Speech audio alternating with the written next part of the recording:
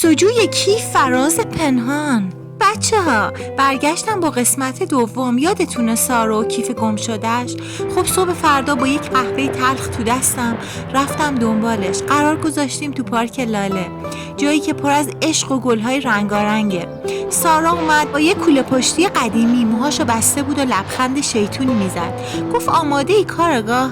خندیدیم و رفتیم سمت ایستگاه پلیس نزدیک دانشگاهش. تو راه حرف زدیم از زندگی. من گفتم از شغلم به عنوان طراح گرافیک و اینکه چقدر عاشق عکاسی از لحظه های واقعی ام. اونم گفت منم عاشق لحظه های گذرام، مثل باد پاییزی که برگ‌ها رو میبره. رسیدیم ایستگاه پلیس ولی هیچی، کیفشون کوک نبود، فقط یه گزارش ساده نوشتن. سارا ناامید شد ولی من گفتم نگران نباش، بریم قدم بزنیم. رفتیم سمت بازار تجریش، جایی که پر از مغازه‌های قدیمی و بوی ادویه است. اونجا توی مغازه نقاشی سارا یهو جیغ کشید این قلمومه، همون قلمویی که تو کیفش بود رو میز فروشنده بود. فروشنده گفت دیشب یه جوون آوردتش و فروختش بهم.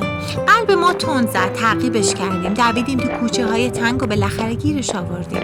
پسره یه بچه 16 ساله بود، دزد حرفه‌ای نبود، فقط گرسنه بود و کیفو برداشته بود تا بفروشه. سارا بغلش کرد، گفت بچه بیا کمکت کنم. بهش پول داد و قول داد براش کار پیدا کنه. منم عکس گرفتم از این لحظه قشنگ. ولی وقتی برگشتیم سارا ساکت شد. نشستیم رو نیمکت پارک و گفت راستی اون نقاشی تولد مادرم دیگه نیست، 2 سال پیش رفت. اشکام ریخت. بغلش کردم و گفتم پس بذار با هم برات یه یادبود جدید بسازیم. چشاش برق زد و گفت تو بهترین غریبه‌ای که دیدم.